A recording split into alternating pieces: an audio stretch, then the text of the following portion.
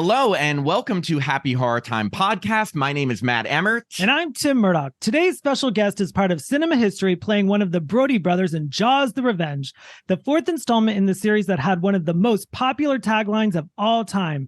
This time it's personal. Just like the great white shark who follows Officer Brody and his family, Matt and I have followed this handsome hunk throughout his career in horror films like Deadly Dreams and All-American Murder. But you'll also recognize him from some of pop culture's greatest hits, Space Camp, Doogie Howser MD, and the daytime Emmy-winning drama After Forever. Please welcome to the podcast Emmy-nominated actor and chef Mitchell Anderson. Hey guys, thank you. Hey, Thank you for having. And who is that? We our listeners can't see, but you have a dog with you. Yes, this is Lacey. She always does my interviews with me. I think she's a big fan of Deadly Dreams. That's why I heard her barking. She was not alive then, but She catches it all the time. Yeah. You know, we read that you grew up in Jamestown, New York, before attending Juilliard. So, did you always know you wanted to be an actor from a young age? Actually, when I grew up, I thought I was going to be a doctor, which was ironic because I ended up playing a doctor on television. Yep. But when I went to Williams College, and my first couple years, I was trying my hardest to pretend that I could pass the pre-med requirements, but I was just, turns out AP chemistry was easier than advanced freshman chemistry in college. And I wasn't very good at biology. I was terrible at organic chemistry, but I always acted on the side. I always did the high school musicals, and I took a theater class in each semester in college. And when I had to declare my major, I went to my parents and said, look, you guys, I'm terrible in the chemistry department, and I'm pretty good on stage. So I really think I want to be an actor. And fortunately, they were super supportive, and I finished out Williams and got into Juilliard. So there you go. Not too shabby. Well, that's some great parents that they're like, hey, forget doctor. Go an actor. I wish my parents were more like. Gosh, chemistry. Well, you know, the great thing about my parents is that, well, actually, I was one of those kind of annoying kids who did everything really pretty well. And so I think my parents thought, okay, if Mitchell wants to be an actor, he's going to go for it 100%. So we'll support him in that. So it was That's awesome. Yeah. And growing up, were you a fan of horror films? Did you have any favorites? I hate to tell you this because you guys are such fans of horror films, but I can remember watching it was one of those Tuesday night movies of the week, and it was called Dracula AD, I think, or it was it was called Night Stalker. Yes. You remember Night Stalker? Night Stalker? Yeah. Okay. So I stayed up late with my older sister, who's about 3 years older than me, watching this movie. And I was so scared that I had to spend the night in her room. And quite literally, that was the last horror film I watched as a child, because they just freaked me out. I can relate. I slept on my brother's floor one night when I was little. You're like, what? You're like, I talk about horror movies every week, but, right, but no, you know, you'd be amazed how often we get the answer, that similar answer, especially from people who've been in horror movies, even people you would never expect it, like people who've made their entire career off of horror movies, but hate to even watch the movies they're in. So it's not that crazy. We will not hold it against you. And so your first film was Space Camp, and everyone I know loves Space Camp, and I love Leah Thompson. Do you have any memories of Leah Thompson or working on Space Camp? Oh my God, Leah Thompson is the sweetest person in the entire world. She and I actually had the same voice teacher in Los Angeles, so we had a little bit of a connection outside of Space Camp. But she, over the years, I'd run into her. She could not be nicer. And oddly enough, that movie had all sorts of people that went on to be hugely famous. Yeah. You know, Leaf Phoenix, who that's what he was called then. But, you know, and I met Mrs. Spielberg on that Kate movie. Capshaw. Kate Capshaw. Tate Donovan, like all of these amazing people were on that show. Oh and my that God. was your first movie, right? Before Jaws. Yeah. That was my very first movie. Yeah. And it was crazy because that I had, a tiny part, but I think I worked on that movie for about 6 or 8 weeks. So it was a decent amount of money. And unfortunately, I thought that movie for a kid's adventure movie was amazing. But I don't know if you know this because you're probably too young, but that movie was scheduled to be released the same year that the Challenger exploded.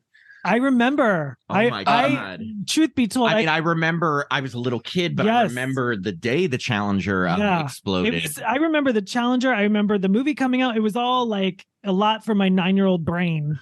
Yeah, and I think that's why it didn't do as well, or didn't. They were shy about releasing it because it. But as a movie, I think it was good. Absolutely. Yeah, no, and that's a great, like I said, to have a first movie like that. And then moving into Jaws the Revenge, which came out in 1987 and was the fourth and final film in the Jaws franchise. We were just wondering, what was the audition like for the role of Sean Brody, if you remember? I kind of do remember. So Joe Sargent was the director. And that was I actually went in to his office at Universal, and I remember meeting him. It wasn't a huge part, but it was kind of important. And I felt like when I left the office, I felt like I was going to get the job, which was kind of crazy because I don't know why I would have felt like that. But I think over the years in my career, if I felt really good about something, I very, very often either booked it or came close to booking it. So I kind of had a good awareness of if I was right for the part, if it was, a possibility. Yeah, and I mean, even though again it's a smaller part in the film, it's really important because it's one of the Brody kids. Yeah. Did you see any of the other Jaws films, or did you actually meet the guy that played your role in like Jaws 3, John Butch? I think. Putch? No, I never met him. Am I saying it wrong? I think it's Putch. But I'm saying it wrong. Had you seen at least the original Jaws before? Oh, of course. Yeah, I saw the original Jaws when it first came out. That was 1972, maybe, right? 75. It was 75, 78, 83, 87. Wow. Look at Tim's shirt. Yeah, so 1970. I remember seeing it in the summer of that year. So I was a sophomore in high school when I saw it. Awesome. Wow. And so when you got the part and you read the script, what were your thoughts of how the story made like the shark literally out for revenge following the Brody family? Yeah. Unfortunately, one can read a script and know exactly why it's being made, and nobody associated with that movie ever considered that it was going to be a great movie. I believe it's a classic, but I don't know if anybody thought it was great. So you weren't like, sharks really can take revenge on families. Yeah, well, I'm not sure we all thought that. Yeah. I saw it opening day. My mom took me. It was like a sold out screening. I was 10 years old. I loved it. I mean, I didn't understand. Everyone was saying like sharks can't be in the Bahamas, blah, blah, blah. I think here's the thing. It's a fun movie. I think you just kind of have the suspension of disbelief that a shark's traveling after a family. Yeah, for sure. Yeah, it is a movie. It's a story. But I do have to say that scene of when I'm getting my arm chomped off and that the cuts back to the Christmas carolers is pretty brilliant. Absolutely. Yeah. In fact, we were going to ask you about that because it's probably the scariest scene of the film. And at first you get your arm chomped off. And then you realize your arm was chomped off. Yeah. And then the shark literally jumps into the boat. It's attacking you. And then you're still alive, floating in the water, and it pulls you underwater, all intermixed with these Christmas carolers. And we were wondering, how was this scene filmed? Like, was it filmed in a studio or outside? And how'd they do all the effects? It was actually both. We did a lot of the wide shots actually in Martha's Vineyard Harbor in February. Did you get pneumonia? It was fucking cold. I mean, I was covered in blood. And of course, it was in the middle, it was 2 or 3 o'clock in the morning. I remember going back to my hotel room. It took me probably an hour in a hot shower to get warm and get all the blood off of me. But I do have to say that even then I thought, oh my God, I totally got eaten by Jaws. Like, how cool is that? Yeah. But then the other great thing is that they did a lot of the close-up and reaction shots in the tank in Hollywood. And there's a great story that was actually told, recounted in the Hollywood Reporter. Army Archer picked it up back in the day, right? Where I was on the boat that was on the hydraulic system in the tank. And I feel the boat going cha-chunk. I'm like, holy shit, the boat's sinking. So I'm like, hey guys, the boat is sinking. And they were like, oh yeah, it's sinking. You're just an actor. You don't know anything. They're like, we're working. We'll tell you when we shout action. And then sure enough, the boat sinks and I swim to the side of the pool. And I was like, see, I told you. Oh my God. And I thought you were going to say it was some, like, how sometimes directors try to surprise actors with it, that they were going to try to like see your reaction sinking or something. Yeah, no, I was just sitting out there waiting for the shot to start, for them to, fix something and call action. And it just fell off the hydraulic or something. So then it took another like week for them to fix it. And then I got another, week and a half of pay or something. Like, it was great. No, that's awesome. So you had no interaction with the actual real or fake shark? No, that was the crazy thing, is that they would shoot shark pictures and then reaction shot. Oh my. So then dumb question, but like when at the very end, when you just get pulled underwater, do they literally have like a diver underneath you pulls you, or do you have to just pull yourself underwater? That's a good question. I don't remember. I think that when the actual shot of me getting pulled underwater was in the tank, and I think they just had it on some kind of pulley system. That's scary to that is drowning. Scary. Yeah, I know. I'm just yeah. And the other funny thing was that I grew up around boats because I grew up in Chautauqua County, New York, on a lake, right? So I knew a lot about boats.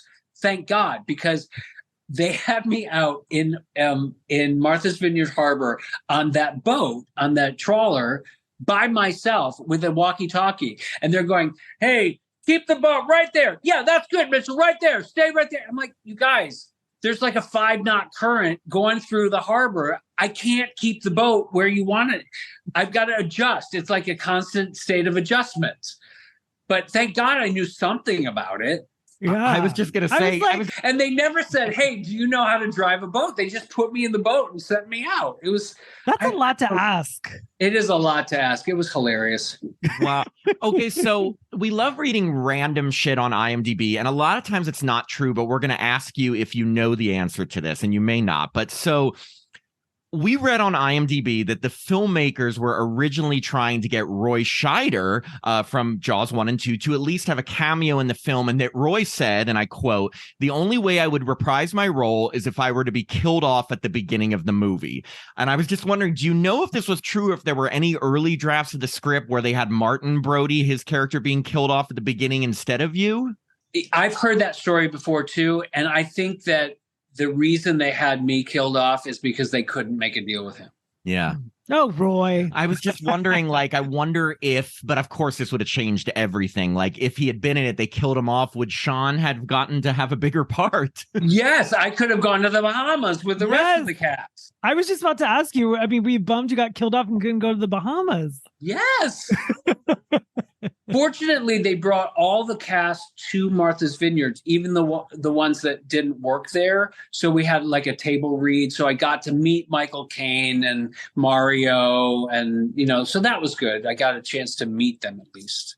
Yeah, and of course we have to ask about, you did get to interact a bunch with Lorraine Gary, who played Ellen Brody in 3 of the 4 Jaws movies and apparently came out of retirement for this film. What was Lorraine like to work with back then, and how do you feel acting opposite, like Jaws royalty? She was awesome. She was so sweet and very sort of motherly and kind of unactress-like. She had that role, and I know that she had a previous life as an actor, but she was married to the head of Universal. And I think that he said, I want her to go back to work for a minute. And that's why the movie got made. That was the story. Way too much time at the house. So we don't know if she was really into it or not. She got to go to the Bahamas. She was totally. Okay, yeah. I mean, it's such a famous role, and the thing is, like, I feel like that had to be the big. I don't remember. I was too young to remember like the trailers, but I'm sure her coming back must have been a big draw. I loved the trailers. I begged my entire family to take me. So after the film was finished, and was there a casting crew screening or a red carpet premiere? And what did you think of yourself on the big screen?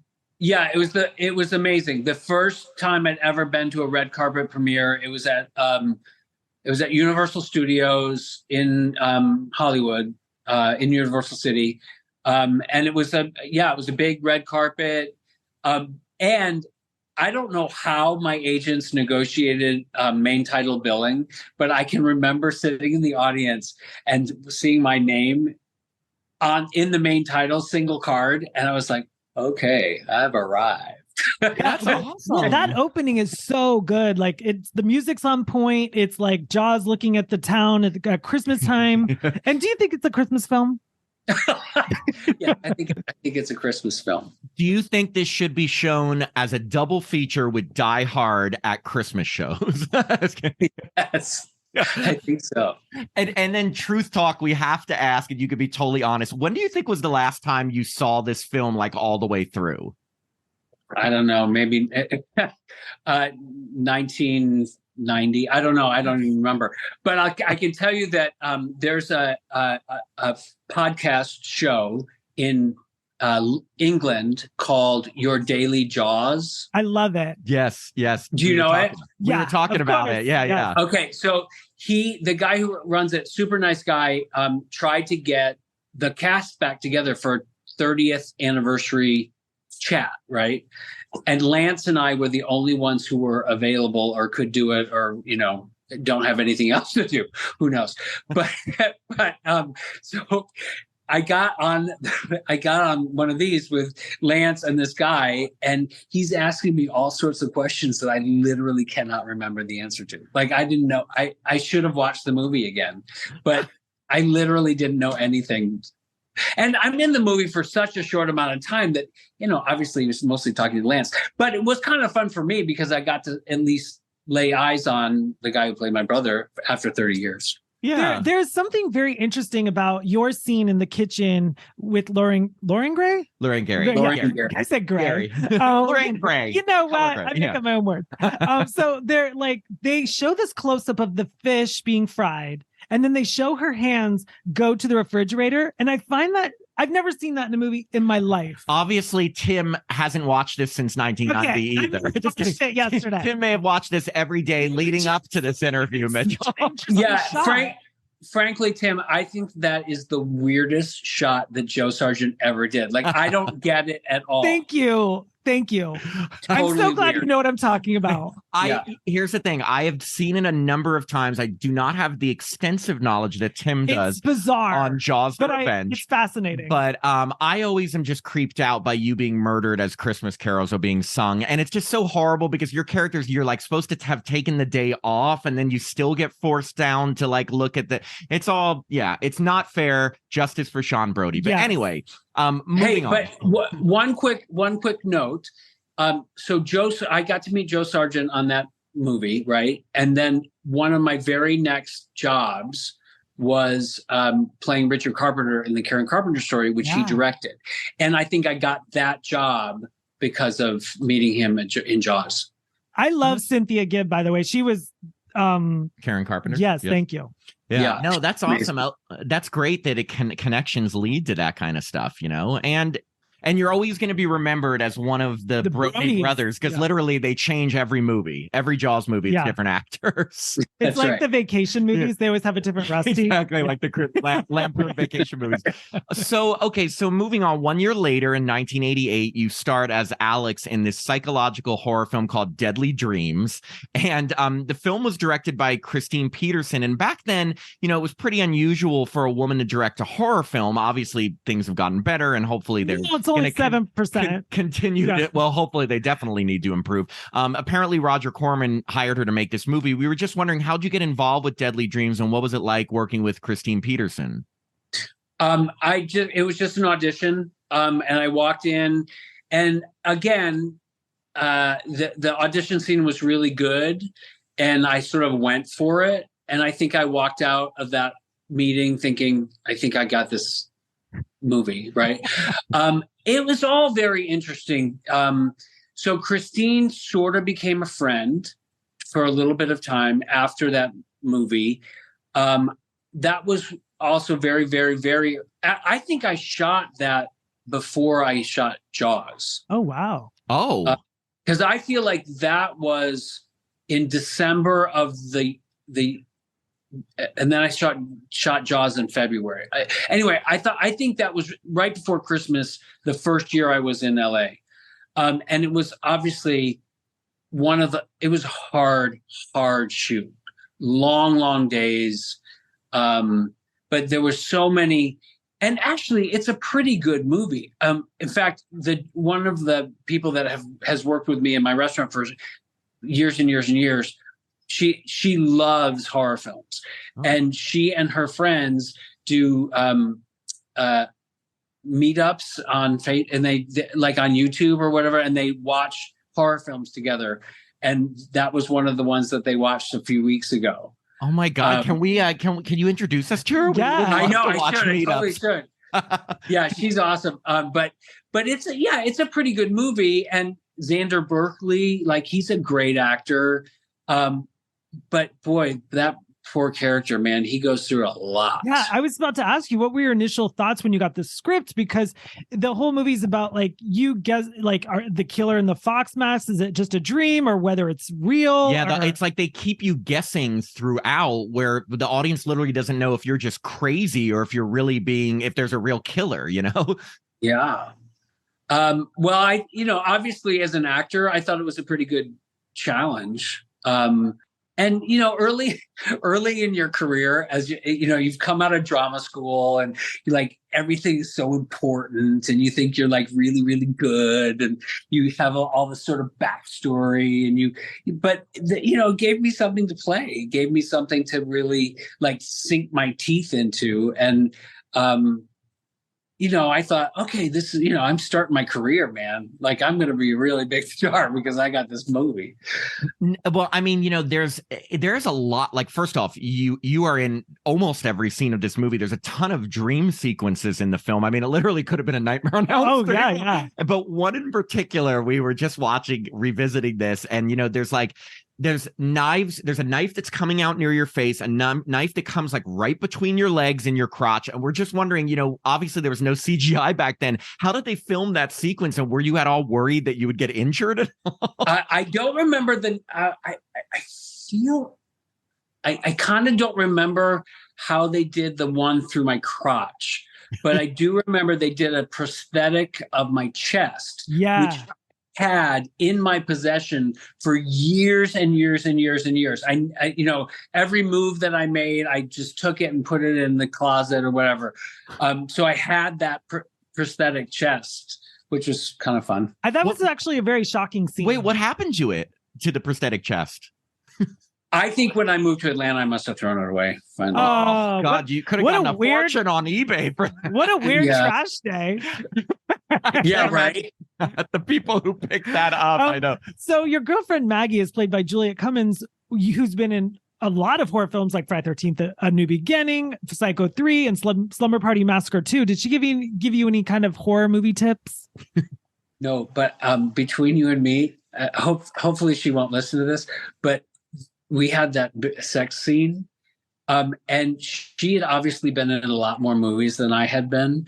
And she played that sex scene like she was in like an X-rated porn movie. And I was like, this is not correct.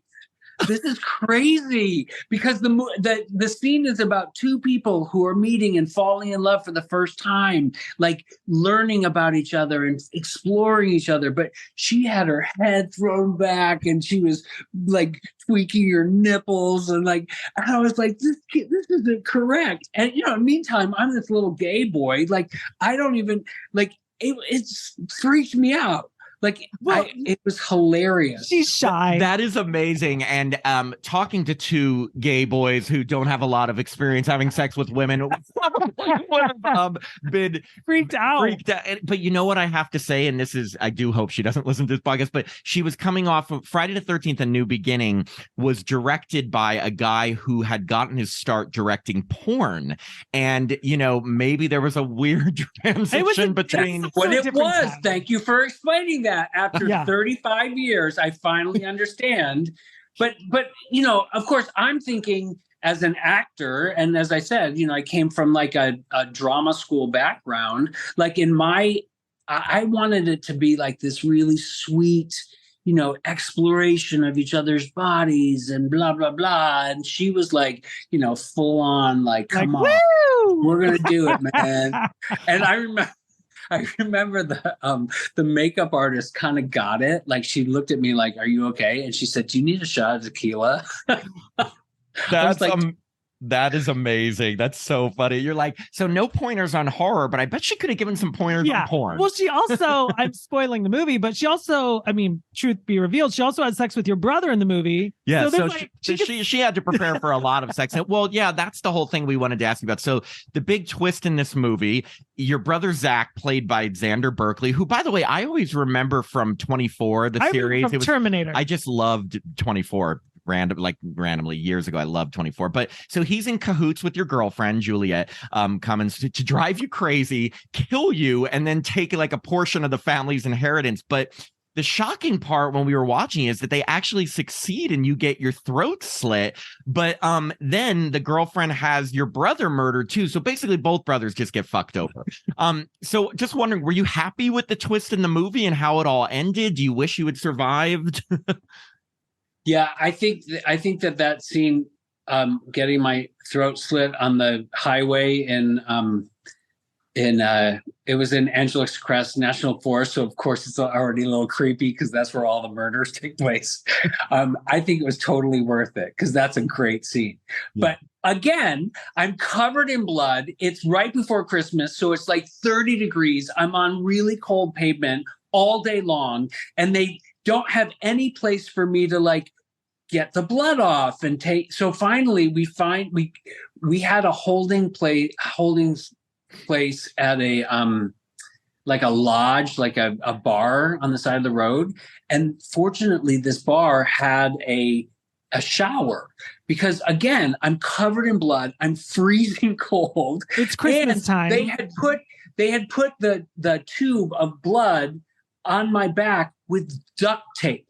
And I said to them, "Excuse me, it's my understanding that you can't use duct tape on skin." They said, "Yes, that may be true, but you're going to be soaking wet with blood. And the only way for it to stick is if we use duct tape." So I was like, "Well, do you know how to get it off?" They said, "Well, figure that out." So later in the day, when I have to try to get the duct tape off, it literally takes 2 hours for them to slowly peel the duct tape off my back. Wait, how much duct tape did they put on? And aren't you? Oh my God! My back was covered in duct tape. I'm not kidding you. It was crazy. Has it repaired since? Yes, fortunately. Yeah. Oh my God. I'm hoping and I'm supposing that you didn't have a hairy back and that wouldn't have been a problem back then, because I remember in a lot of scenes you're shirtless and it didn't look like that, because if you had a hairy back, that probably would have been the most painful experience of your life. Yes, you're right. That would have been most painful. But fortunately, I didn't then and don't now have a hairy back. Thank God. Thank God. For all the hairy back listeners. Yeah, I know. I feel bad because if you have a hairy back, it is totally natural and okay. Just don't put duct tape on it. Yes. Or put duct tape on it if you want to rip it off. Oh, right. Yes, exactly. Who needs wax strips? Just duct tape it. Duct tape. So moving on a few years to the 1991 thriller All American Murder, directed by Potsy. Anson Williams, who played Potsy. I was so excited to see his name. I was like, I know him. Well, and speaking of names, like this movie, if you look at the cast, like including yourself, there's Christopher Walken, Josie Bissett from Melrose Place, Joanna Cassidy, Charlie Schlatter, and you play this kind of seemingly perfect college student, Doug Sawyer, but who has a bit of a dark side. And we were just wondering, what was your experience like working on the film with so many stars and being directed by Potsy?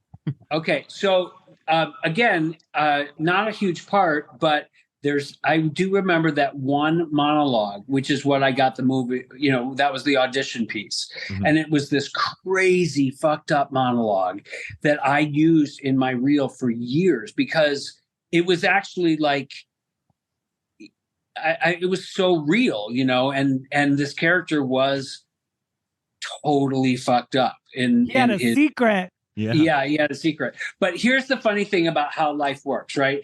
So I remember I hadn't worked in a really long time. And my boyfriend and I and a bunch of guys rented a house in Kauai. And I had arranged the entire trip. I booked the house. I booked all the plane reservations, everything, right? We literally the day before we are to leave on this trip, I get called and got this job. And it was to start like in 3 days. So I wound up going on this trip to Hawaii for like 2 nights, and everybody stays for like 10 days. And I leave and go to I believe we shot it Omaha. Omaha? Yeah. No. I thought I read Oklahoma in the ending credits. What's the difference between Oklahoma and Omaha? You're asking me? I'm a dum-dum. No. I'm like, so the middle of the country, kind of like Great Plains. Middle of the area. country. You did have a nice tan.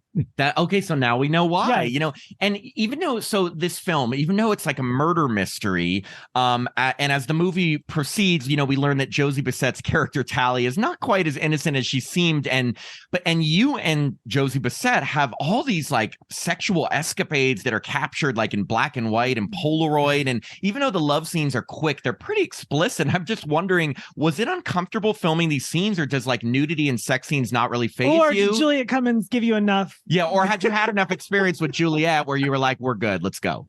Well, okay, first of all, this was, several years into my career. I was already, had already done a few things. So I personally was a little more confident. And Josie Bissett was super fun. And we trusted each other. Oh my God, I do remember shooting that. It's funny.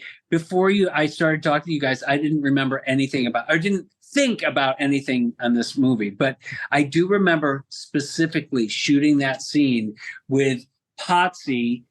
I think he was the camera operator. He sent everybody else out of the room, and it was kind of creepy because it was like Potsy wanted to see us having sex. It was like so weird.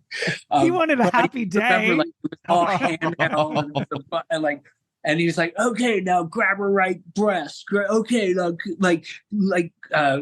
bite her lip. I don't know. I can't remember. But he was like yelling orders at us.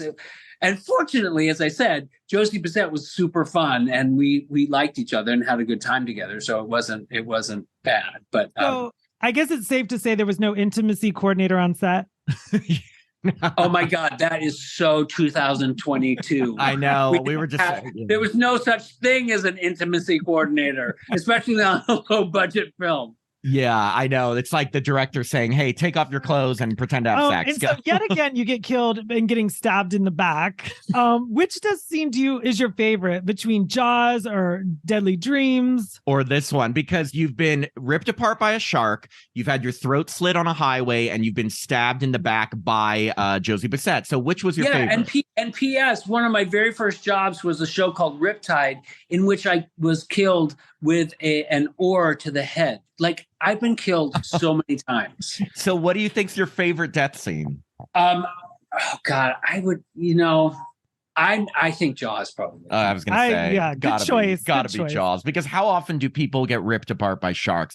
More than you think, Matt. Right. Although, all kidding aside, the best death scene I've ever had was with Kevin Spiritus in After Forever. Oh, because it's a very emotional type of thing. Yeah, so that's like you actually see the life going out of my eyes. Oof. And yeah, so it's not because it's I see what you're saying. A little different tone, Yeah. a lot more. Correct. Real. Yeah, it brings the room down a notch. Exactly. I was just switching gears. What did you think of the big reveal that it was Josie Bissett in All American Murder? Because it's really not something people, not that I guessed. No, we were like, oh, it's her. Like, in all reality, I could be smiling and nodding right now. I can't even remember. You can't remember the movie? So basically, you think at the beginning that she gets lit on fire by Charlie Schlatter, but really she faked it and is going around killing. Yeah. Okay. Good. Right. Now I'm getting that. You're like, now I get it. It's all coming back to me. Yes, I know. We just spoiled the movie for people, but it was all I really remember of that shoot. Charlie Schlatter was super fun, and Christopher Walken was as weird as the day is long. We thought he was weird watching it. I mean, he's always weird. Like, I don't think I'm starting to think that is who he is. I guess that is, right? But there was also Joanna Cassidy. Oh my God, she was so good in it. Who is also super fun. And I have one quick story that I tell about how people sometimes get bad reputations, but it's not their fault. One time she and I got into the car to go back to the hotel, and they said, "Hey, Joanna, do you want anything?" And she said, "Oh yeah, I would love a bottle of water." Literally in that tone. Like, "Oh yeah, if you're asking, I'd love a bottle of water." And I'm not kidding you, they went crazy for 20 minutes. "Joanna wants a bottle of water," like on the microphone, on the headsets. And all Joanna was like, she was so embarrassed, and she said, like, seriously, I don't need a bottle of water. Don't go crazy. But and all I could think of was that's how people get bad reputations and it wasn't her fault. You know what they should have said? I'm right on top of that road. I'm right on top of that road. That's from Don't Tell Mom the Babysitter's Dead, which she's in. And every time I see Joanna Cassidy, I think of I'm right on top of that, Rose. She's so funny because she's like a horny wife of the dean. And it was so weird to see her and Charlie. They were supposed to be having an affair, but like I think she's like 10 or 20 years older than him. She said she's 45, and that's my age, and I was like, okay. But he's a college student. Right. Anyway. So even though we're a horror podcast, obviously, we did want to ask you a few questions about your extensive work in TV. And since we just mentioned Josie Bissett, we had to mention the fact that you guest starred on an episode of Melrose Place in season 1. And now we just revisited this episode. I loved it. Wow, it's like totally focused on you being as naked as TV will allow. Like, first you're flirting with Allison and Joe while modeling in your underwear. Then they get you to model nude for an underwear campaign. And I think you could probably play a drinking game with the amount of times they talk about how nice your tush is. So I'm just wondering, what was filming that episode like? Okay, so one of the most embarrassing moments of my professional career, that audition, they said, are you okay, with this scene? And I said, sure. They said, well, will you take your shirt off right now? And I said, okay. So I fucking took my shirt off and said, see, I'm fine with it. Well, then I get the job, and that they do this photo shoot. And actually the photo shoot was kind of fun. And at that time my body was okay, but no one could ever say that I had a really good tush, even though they kept, like in reality, I didn't have a good tush and never have. But the funniest thing is that my nephew at that time was probably 5. And my sister, he has a sister, my sister and her husband lived in Tampa at the time. And she made the mistake of allowing them to watch that episode. And in the scene where I'm taking my clothes off, and then Joe says, "Drop the shorts, Rex." Andreas, my nephew, says, Mommy, what's Mitchell doing? Oh my God. Because, the shots they show at the end for TV are pretty risque, but I assume you had to be fully naked for that photo shoot. And that looked pretty revealing, especially for Melrose Place. Yes, it was. I had to be totally naked for the photo shoot for a television show. Wow. And then they blew up your picture on like a slideshow. And did you keep those slides? I did have them for a long time, actually. What, did you throw them out the same day you threw away the torso? You know what? I don't remember what happened to them. That's really sad because those were pretty good pictures. Wow. I know it's a funny and memorable episode. Yes, your name was Rex, right? Yes. But it's just funny because we were watching and we're like, wow, even for 92, 93, like that's I was revealing. Like, I'm seeing side butt on TV. Side butt. So then obviously you went on to Doogie Howser MD. Did you keep in contact with Neil Patrick Harris, and did you watch his show Uncoupled? Yeah. I feel like I have more like mutual friends with Neil, so I keep in touch with them that way. I saw him on Broadway in Hedwig, and backstage, and had a lovely conversation with him. And I'm super proud of him, and he was an amazing kid. He's gone on to be an incredible man. I like to think that in some ways, I mean, obviously, I wasn't out personally then either, but then shortly thereafter I came out at the GLAAD Awards, and I know he was aware of that, and so I like to think in some ways I was able to help him with his own journey, from afar, of course. And yes, I did watch Uncoupled.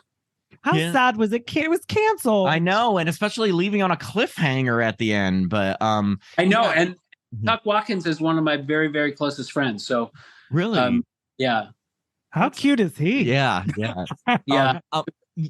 And of course, you did a number of episodes on Party of Five as Ross, a gay violin teacher. And, just like you said, we read that you had publicly came out during the 1996 GLAAD Media Awards. So was that before or after you started playing that character? And how did you feel being, an out gay actor playing a gay character in the 90s? Because that was very admirable. Well, it's actually one of the turning points of my life. And I just wrote and performed in a show called You Better Call Your Mother, because what happened was in the first season of Party of Five, the producers decided to make my character Ross gay and come out of the closet. At that time, I had been in Hollywood for, 12, 13, 14 years. And, everybody pretty much knew I was gay, but it wasn't like I talked about it in the press. It's like what we had to do back then. We had to like dance around it, and we didn't talk about it. And it was just ridiculous. So what happened was that night at the GLAAD Awards, I was presenting because I was on Party of Five, and through the press line, all the reporters said, Mitchell, what's it like to be on a hit television show playing a gay character when you're straight? And I just, made that thing like, I'm an actor and I don't, my sexuality isn't important in the roles I play, blah, blah, blah. But for some reason, and I say this in my show, for some reason that night, I just couldn't do it anymore, because I felt like after being with somebody for 12 years in a very committed relationship, all my friends, family, and most of my business associates knew I was gay. I felt like anything that I could say to deflect that question one more time was a lie, and I couldn't do it anymore. And I had done so much work on myself to like be, accept myself and love myself and be good with who I am as a person. So that's why I came out on stage, and I came out, and then the title of my show is this. So I walked off stage, and this guy from GLAAD, who's a publicist, tapped me on the shoulder and said, "You better call your mother." So my play is called You Better Call Your Mother. And it's about that journey through those early years in Hollywood when I was dealing with my sexuality, dealing with living sort of in and sort of out of the closet in the middle of the AIDS crisis when all of our friends were dying around us, and trying to live as an adult man and, be a little bit active in the community because we had to be, because otherwise there would be no, treatment. There was no, people were, being shunned by society. Right. And I was also trying to be a young leading man in Hollywood. So that conflict in my 20s and early 30s was an incredibly challenging life. But then after 1996, when I came out, I feel like my life became whole. And I was able to, now as I look back at my life, I'm 61 years old, and I wrote this show because I was turning 60. And I look back at my life and I say, wow, this is what I was able to create because I accepted and embraced everything of who I am. And the show was incredible. And that sort of journey, that sort of exploration of the journey was kind of remarkable, actually. Wow. I want to see, I wish I could have seen your show. Yeah, that's a great, and thank you for sharing all that with us. That's a really great and courageous and inspiring story. And yeah, I mean, I think that's great. Did you, when you made the announcement at the GLAAD Awards, was that something kind of, like you said, spur of the moment? Had you planned it at all? Did anyone else know you were going to do that? No, absolutely no one knew. I don't think I really even knew. I had been thinking about it only because I was playing this gay character and it was very uncomfortable to answer questions. And, obviously at that time, Rupert Everett was out, Elton John was out, but there were no really other, young leading man actors who were out. That is so true, because back in the 90s when I was a teenager and in my 20s, there was Paul Lynde, there was only no, like a handful, none, absolutely nothing. Yeah. I felt like I achieved meaning in my life when I was able to tell that story. Right. So for the next couple of years after that happened, I worked mostly in theater, but I would go all over the country telling that story of how sort of I found my voice. And in my show, one of the sort of the culmination or the climax of the show is talking to my dad and saying, Dad, maybe my whole life in show business was about this moment. That's kind of more important than whether I book Murder, She Wrote. Mm-hmm. At that time, we had to have people who were willing to take that step, because now you get to have Neil Patrick Harris and you get to have other very well-known, famous gay people who are playing all sorts of parts just because they're good actors. Yeah. And I hope that my legacy is part of that story, is part of, I know that I was not famous. I know, but I had a little bit of notoriety. I had a little bit of, people would I talk about it in my show, people would recognize me in the grocery store or, an airport boarding lounge and ask me to say, how do I know you? And I'd start listing my credits, and I would say, and in the show, this is how it goes. So I start listing my credits. Doogie Howser? No, not that. Party of Five? No, not that. Jaws the Revenge? Oh, good God, no, definitely not that. Wait. These So are where did all my favorites. Where did All American Murder fall on that list? Yeah, no, I don't say no. But yeah, it was. Anyway, so that it's kind of fun now at my age and having a whole nother career that has nothing to do with show business. Kevin got me back in to do After Forever. I've written and produced the show. I'm about to do it in New York City at a big solo theater festival in March. So it's kind of, it's exciting to go kind of have this still as part of my life. Well, I just want to thank you. Your representation matters. So thank you for all you've done. I really and doing it so early before when it was, I mean, I hate to say tougher, but yeah, when it was tougher and it took a lot more. 1996, I was a senior in high school, and I do remember being like, oh, that guy from Doogie Howser's out. So I do. You're like, so now I could go. Yeah. Yeah. No, but that is. Yeah. And no, it is. And it's very inspiring. That's a great story. I mean, and you mentioned After Forever, and we did want to get to that because I think it was like about 15 years after your last role on television, you returned to acting. It was 2018 in the Daytime Emmy Award-winning drama After Forever, which also stars, as we've said, Friday the 13th, Part 7, the New Blood alum, Kevin Spiritus. And we were just wondering, how did you first meet Kevin and how did you get involved with this amazing series? I met Kevin in an acting class in Santa Monica in 1986. Wow. So we have been friendly for that whole time. We've been, fairly good friends.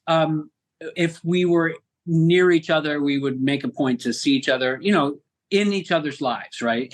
And a few years ago, he called me and said, I've created this show.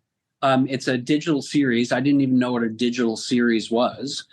And I want you to read it because I want you to play my partner in it. And I read it and I thought, this is incredible. This is beautiful. And it's a super rangy part. And what the fuck? How does he even think that I would be able to do this? Because as you said, I hadn't been on screen literally in almost 20 years.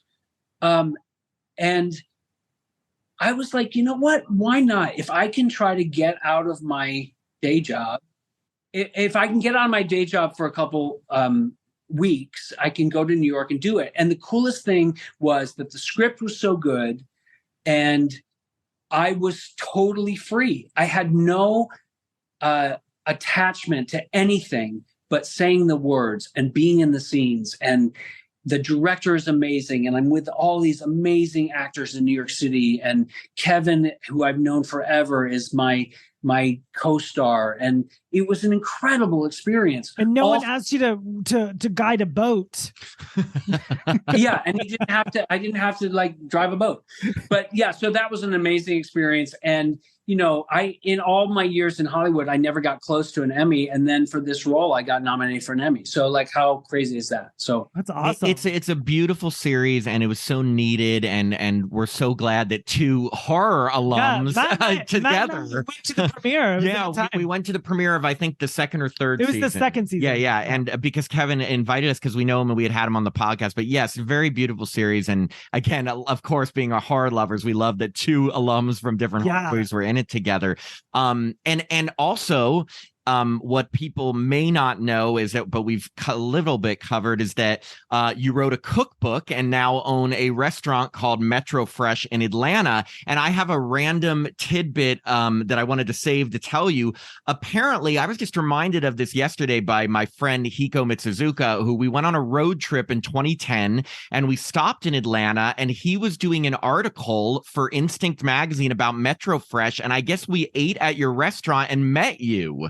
Oh, wow. How cool. That's awesome. Yeah. So I've met you in person. I wasn't there. I'm sure you remember. No.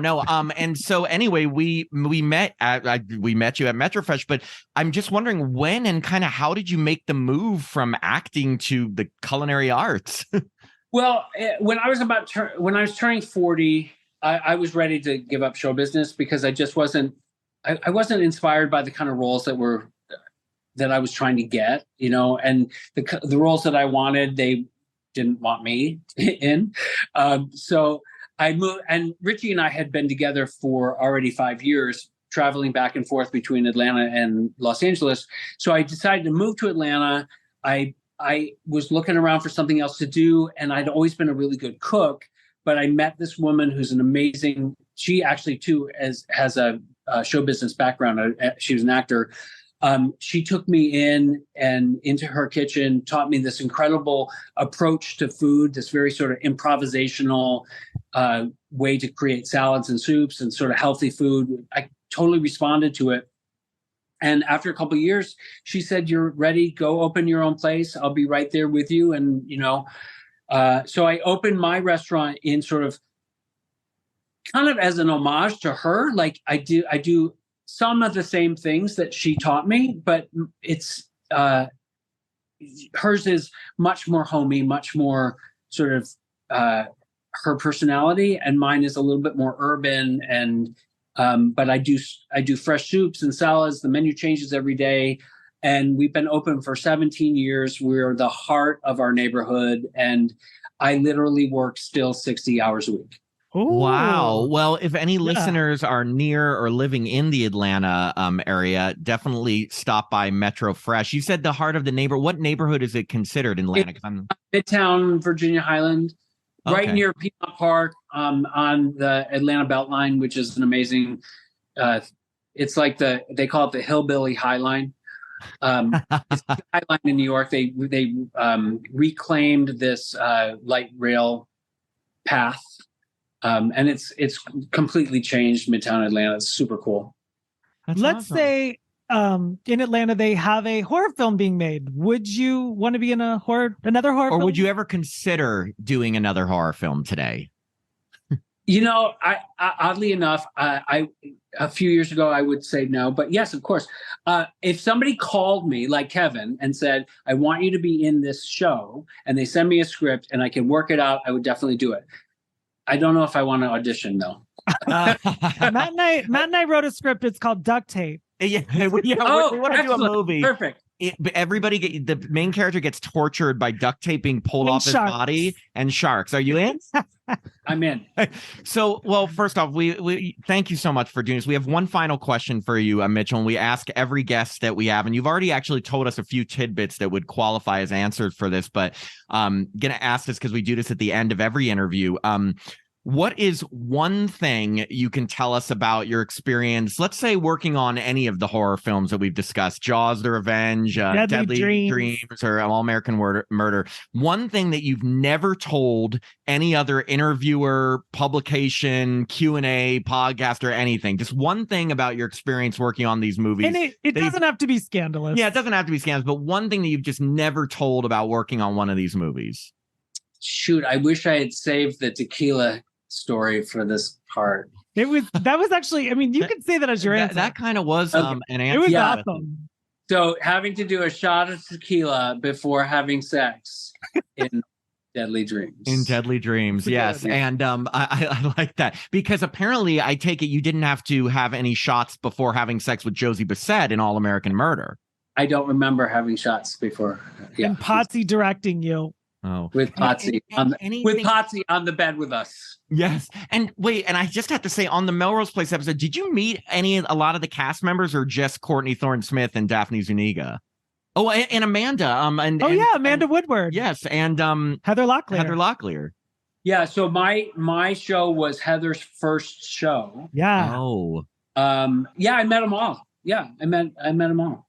That's awesome because Melrose Place is such pulp culture awesomeness. I mean, you were right there in the first season. Right in like when it was just getting good and everything. Exactly. Exactly.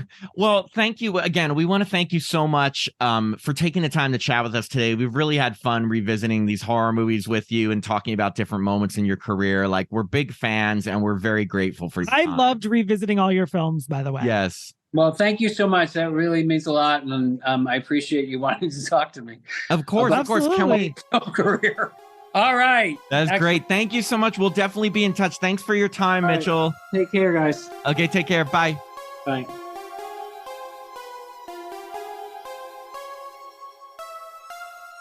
We hope you enjoyed this episode of Happy Horror Time. This podcast is hosted by Tim Murdoch and myself, Matt Emmert. It's co-produced by Jacob Randall.